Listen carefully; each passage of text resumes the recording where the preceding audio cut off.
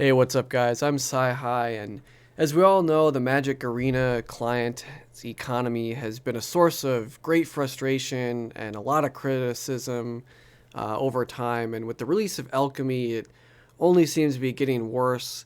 So I wanted to make a video to kind of gauge the community and understand further what people's sentiment is regarding Magic Arena's economy kind of versus Magic Online's economy. Obviously, they're wildly different in the way they work, and we'll look at the pros and cons of each, and then I'll share which economy I actually think is better or which economy sucks less, depending on how you want to look at things. But so I've surfed, social media, Twitter, YouTube, watching various videos about Magic Arena economy to try to understand the different complaints.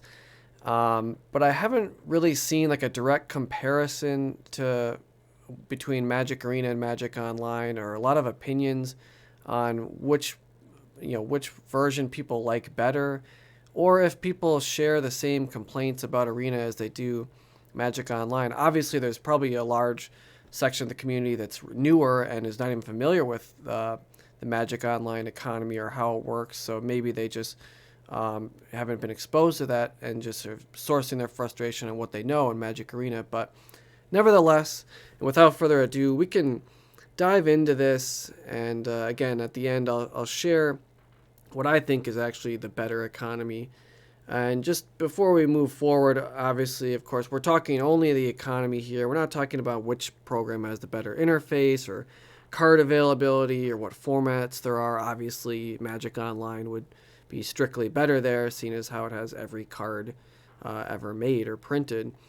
But so yeah, we're just looking at the economy here, and if we look at the cons, starting with Magic Arena, we'll look at its pros and cons. Looking at the cons first, of course, there's no direct way to get the wild cards that we need for crafting the cards that we need. We're left to just open packs endlessly until we get the mythic wild cards or the rare wild cards that we need. And in this way, there's no way to dump or dust useless cards you don't want. So we end up just building this collection of things we maybe don't even want. And this leads to just a totally unbalanced amount of common and uncommon wild cards that we acquire. And now there's ways that people have figured out that can help kind of mitigate that problem, where you kind of pre-craft all the commons and uncommons of a new set before you crack open all of your packs in an attempt to try to bolster and build up your vault percentage. And that works, but that's super janky. Like, nobody should have to do any bullshit like that just to try to mitigate the amount of cruft and just crap that they're acquiring in their collection as just common and uncommon wild cards that you don't need. You don't need hundreds of these things you build up, but oftentimes when you need it, you'll run out of rare wild cards, and you're just left opening packs until you can get enough rare wild cards you need to acquire the cards you want. Now that leads us also to Alchemy. Alchemy, as far as I can tell, been wildly unpopular. I certainly have a lot of criticisms about it that we could spend a whole nother video on.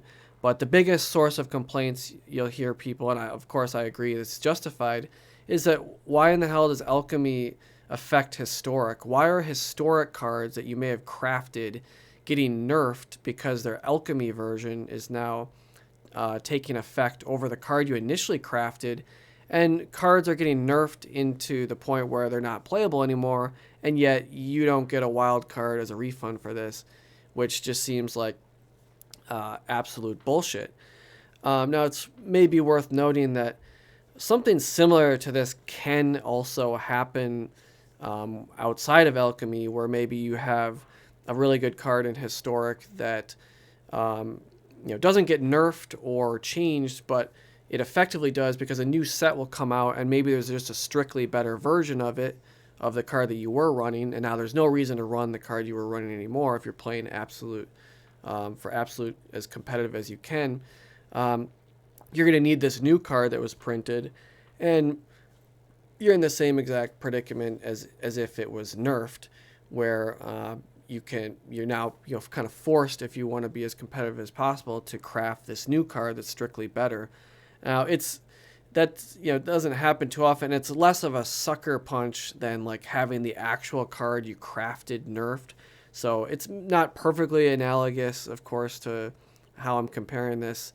And I have to agree, it is totally shitty that you don't get wild cards or refunds for your alchemy cards that are nerfed. But again, we could spend a whole video on alchemy and just why the hell some of the choices were made. Like why does it affect historic the way it does? Makes no sense. And I don't like the fact that you've got one card that has totally different attributes in different formats. It could be different casting costs, do completely different things, as we've seen with the nerfed version of Teferi Time Raveler. Again, but I digress. We could go on alchemy all day long and talking about its problems. So when we go to the pros with Magic Arena, and the pros I think are actually pretty good. So a couple things I can highlight here is that unlike Magic Online, Magic Arena can actually be at least completely free, like absolutely completely free to play. You can put no money in the game whatsoever, just download the client, start grinding. Your deck's going to suck at first and you're going to have to grind and slowly build up, but hopefully you're playing against weak people on the ladder, or not weak people, but people that just don't have a very good collection yet, so they can't build a very good deck. And you can continue playing. Even if you don't win, you can still collect coins via quests for just casting green spells for a day, build up some coins, slowly start to buy packs and keep acquiring cards. Not to mention, you can play on the ladder completely free, unlike Magic Online.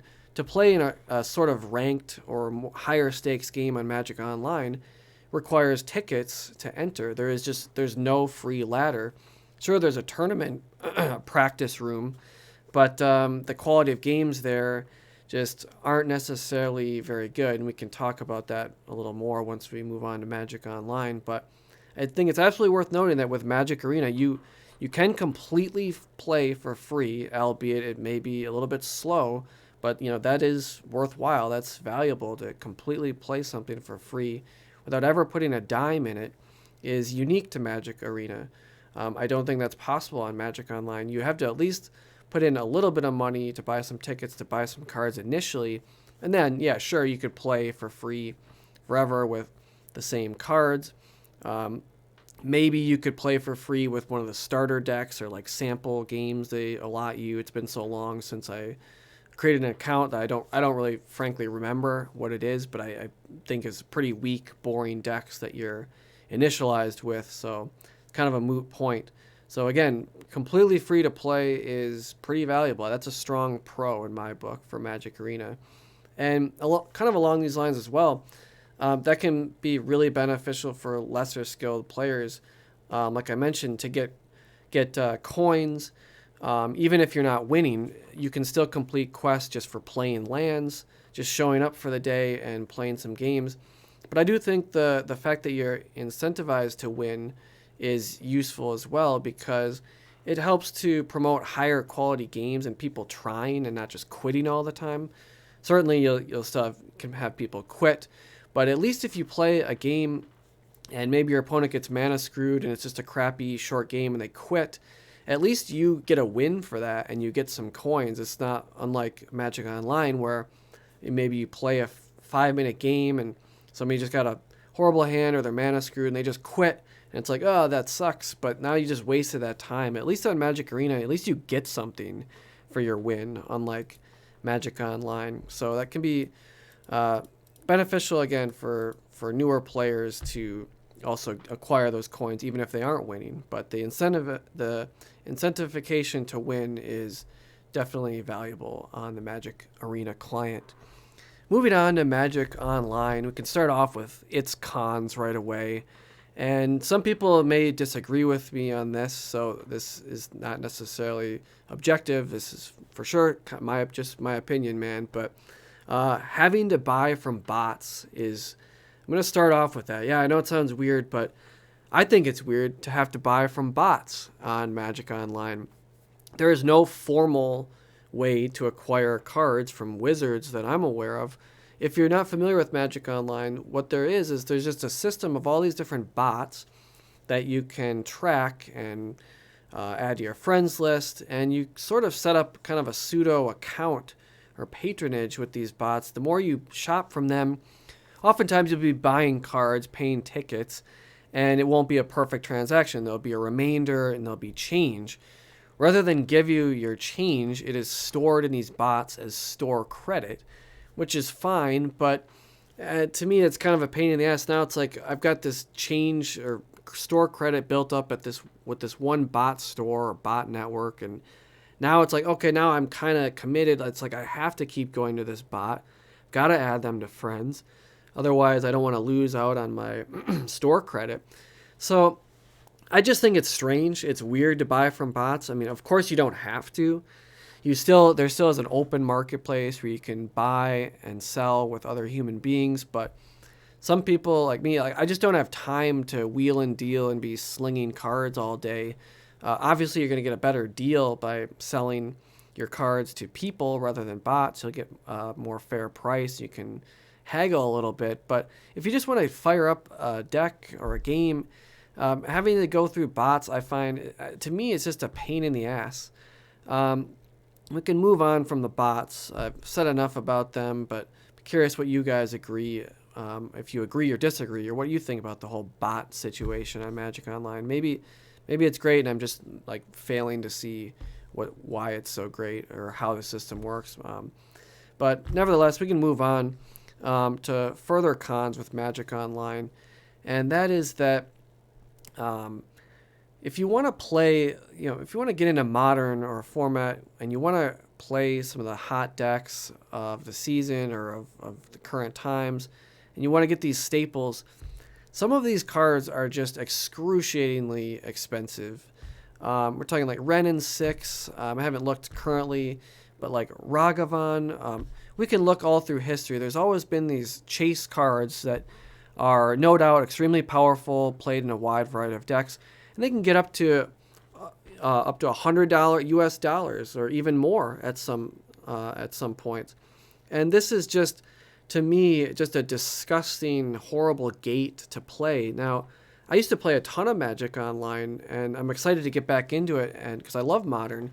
But I've been away from the latest sets for a little while, so I don't have any Ragavans or any of these hot new cards from the latest Modern Horizons or whatever the latest set with all the bomb cards is.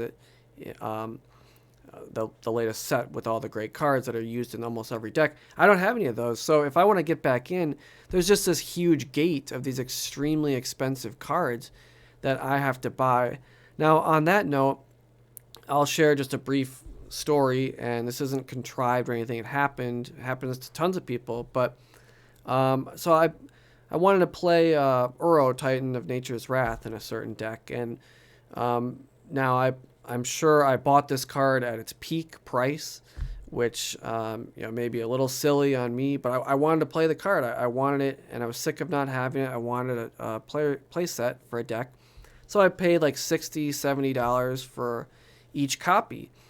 And a week later, the card gets banned, and in Magic Arena, people would be saying, "Where are my wild cards?" Well, I will say, "Where's my $70 for buying these cards?" And you could say like, "Oh, well, I'm the dumb one. I bought the card at its peak price, and I should have known better that it was on the radar to be banned." And that's true, but nobody knows for sure what Wizards is going to do if they're going to actually ban a card. So I would argue if the onus is on me that, oh, that was my bad buy, like that's bullshit. Like there should be an easier way to acquire a card without having to pay $70 US. And of course, the price of the card just plummets when it's banned because now, obviously, the demand is not there anymore. And, it's like, you could have sold the card, but not after it's banned. I'm only going to get a fraction of the price back. And now, that's one thing where I would say Magic Arena, at least there's flat price. Like, if you ever need a mythic rare or wild card, it doesn't matter how popular that card is. It's a flat price. It's either one rare wild card or one mythic wild card. There's no insane like spike where the card just turns into like a super stock stonk and goes to the moon, and now it's like a $200 card. Nothing like that exists on Magic Arena. It's all flat price. Now you could say there's certainly a cons that I left out from Magic Arena is that you can't sell your cards, and that's certainly a pro we can talk about when we get to when we talk further about Magic Arena or Magic Online, being able to sell the card. But I just feel like this is a huge gate to have to buy these extremely expensive cards. Is just kind of, how's a new player really supposed to get into that? At least in Magic Arena, you have a way you can like work to acquire a rare card or a mythic card. How am I supposed to work to acquire an $80 card? Like, as I see it, there's no quests I can do. I just have to throw out $80 and hope the card stays good and stays valuable. Now, moving along, we talked about these extremely pricey cards in Magic Online is difficult to deal with, but there's also a con for Magic Online. There's no truly free way to play, as I described in Magic Arena. There's no free ladder. Everything costs tickets. Non-ladder games can just suck. You go in the tournament practice room, and how I described earlier, like you want to test out a new deck, and people quit during the sideboarding stage of games. People quit if they get mana screwed, and so the quality of games kind of sucks in the practice rooms.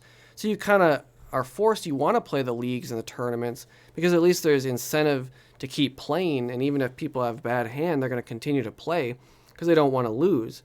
Well, that costs tickets, and there's no just free ladder that you can continue to grind. And to me, that's a really big deal. That really kind of sucks in that you can't get necessarily good quality games in Magic Online in that way unless you pay to play.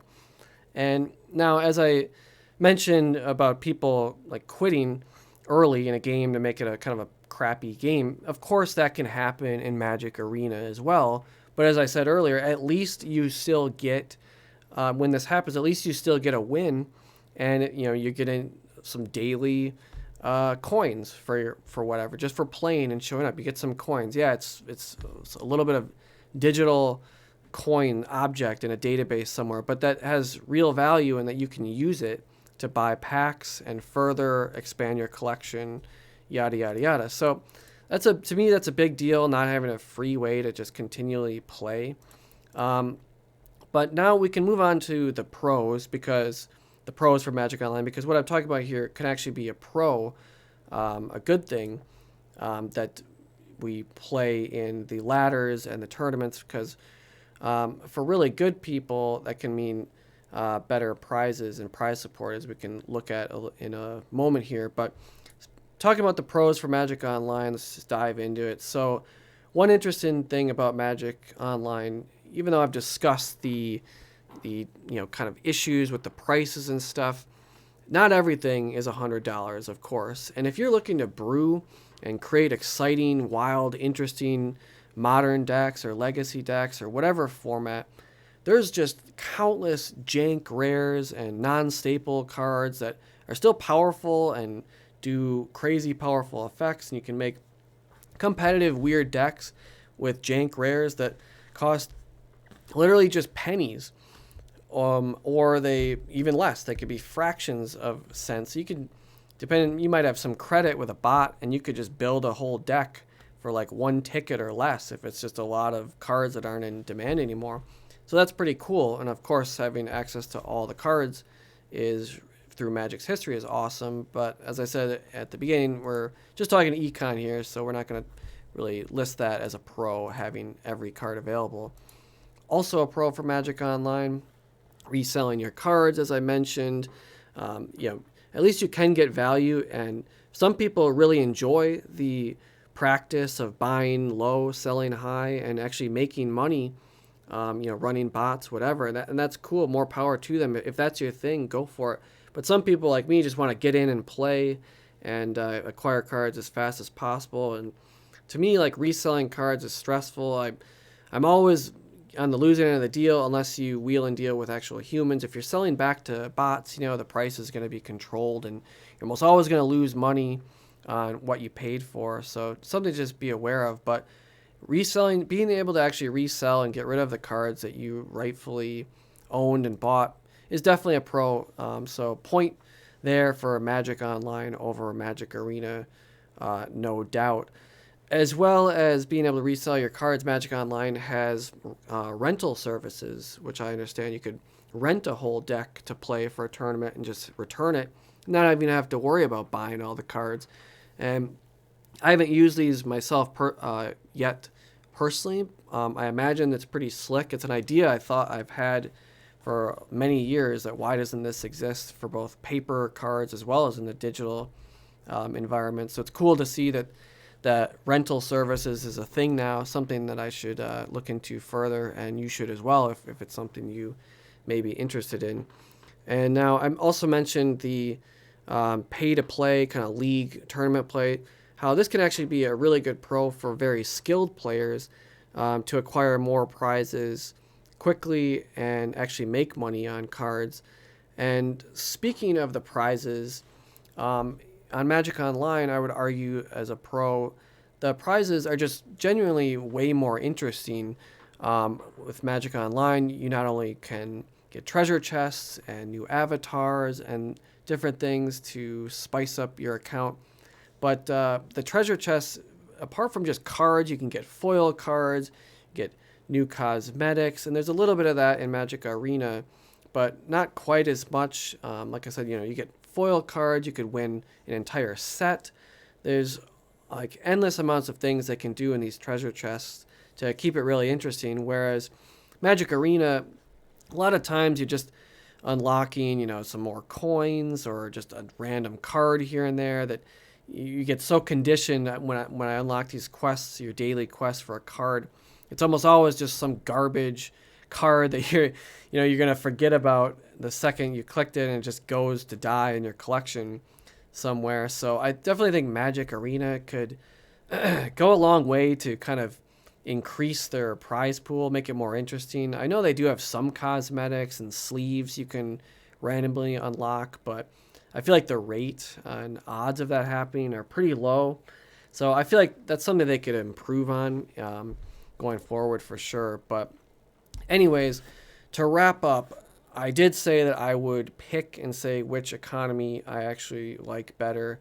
And at risk of being tossed to the fire, I'm actually going to go ahead and say at this point, seriously, guys, I actually enjoy the Magic Arena economy better, if nothing more, just because of strictly really because of the free-to-play possibility, the free ladder games to where I can play for free daily and get good quality games where both players are trying to win because there's something on the line, climbing the ladder, and of course daily quests to get. And I just think that is extremely valuable. Again, also just it really sucks to spend 80, $70 on a card only to have it be banned. That sucks in Arena as well, but it hurts a lot more in my opinion when you actually paid just $80 like directly for a card, or at least indirectly with the tickets. And so it maybe it's an illusion, but it doesn't feel as dirty when it happens in Magic Arena, whether it's like an alchemy card getting nerfed. I don't know, maybe as it goes on, my sentiment on this will change, so we'll have to see. But let me just be absolutely clear here. I am not saying for a second that I think it's a great economy or it's all just rainbows and hearts and it's just a peaceful, non-predatory area. Like, it absolutely does suck. The economy sucks. I should really say the Magic Arena economy sucks less than Magic Online, in my opinion. But anyways, that's what I think. I'm curious to hear what you guys think. What economy is better, or which economy sucks less, Magic Arena or Magic Online? and why. I'd love to hear what you guys think. Let me know in the comments. Share this video. Reach out to me on Twitter. Maybe I'll run just a bullshit little poll. Don't know how much action we'll get on it, but I'm just curious, what does the community think? Because I see so much complaints about the Magic Arena economy, and just I don't see a lot of complaints about the Magic Online community. And I don't, or not community, but economy. And I don't know if that's just people have accepted it or if it genuinely people like it a lot better. But if that's the case, I want to know why. So I appreciate you guys watching to the end. Again, comment. Please let me know what you think about each game client's economy. I'd love to hear from you. Again, I'm Sci-Hi. Please share this, smash the like button, and subscribe if you're not already. And as always, if you play ladder, good luck on it. Peace, guys.